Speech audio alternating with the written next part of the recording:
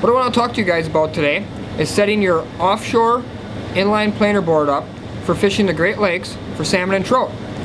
One of the things I'm most surprised about when I fish tournaments in other ports and even locally is still the amount of guys that are fighting their planer board when trying to land a fish. And what I mean by that is if you think about what a planer board is designed to do, it's designed to pull your bait out to the side, and obviously the fact that you're trolling also is pulling the board forward. So now the board is going to the side and forward, lots of pressure there creating that, which you can tell that by the fact that your rod tip is bent so far over from all the pressure that the board is creating. And now when you get a fish on and he starts pulling on the back part of the board, it has 3 different angles that it's being pulled at: side, front, and back.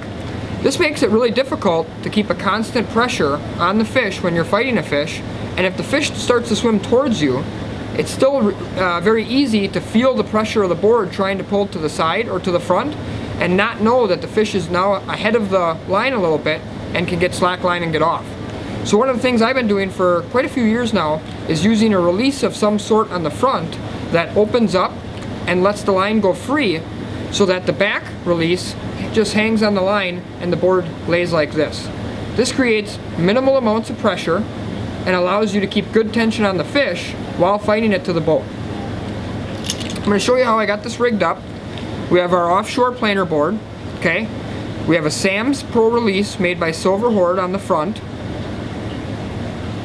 We have an OR16 release on the back. This is made by Offshore. I use the OR16 release because it has a pin inside the jaw that helps keep the braided line in there. I'm going to demonstrate how to set this up. We got our 50-pound braided line, as you can see here. It's going out to the bait, out to the water, okay? And we're going to use this spool as going to be the rod, okay? Because you always want to take the line for the front release that goes from rod tip to the release.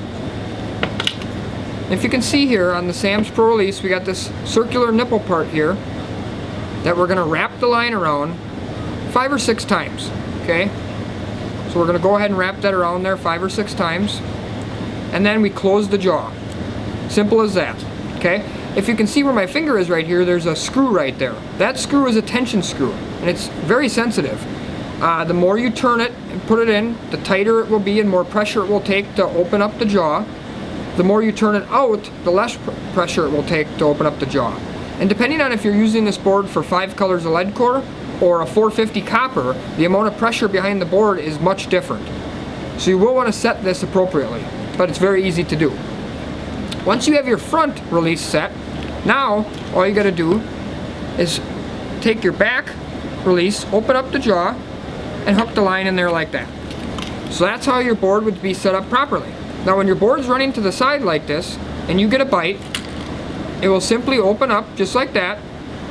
Now the line is free to the rod tip and will basically allow the board to just hang like that in the water, creating very little pressure and allowing you to reel it to your rod tip or just short of your rod tip.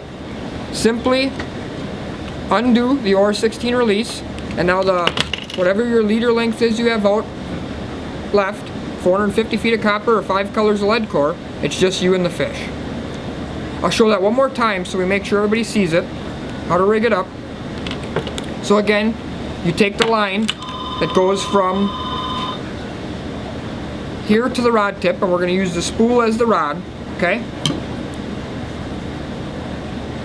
Take that line, you wrap it around the nipple part here 5 or 6 times.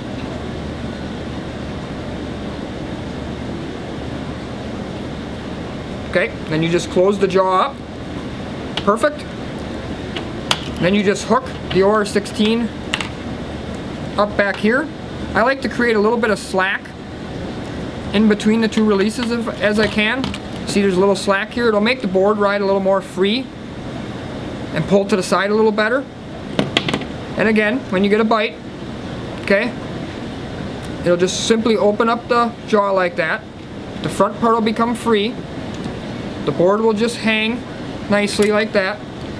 And when it gets to the boat, all you got to do is simply open up the OR16, take the board off, and now it's just you and the fish. Check out more of our videos on www.anglersavenueproshop.com.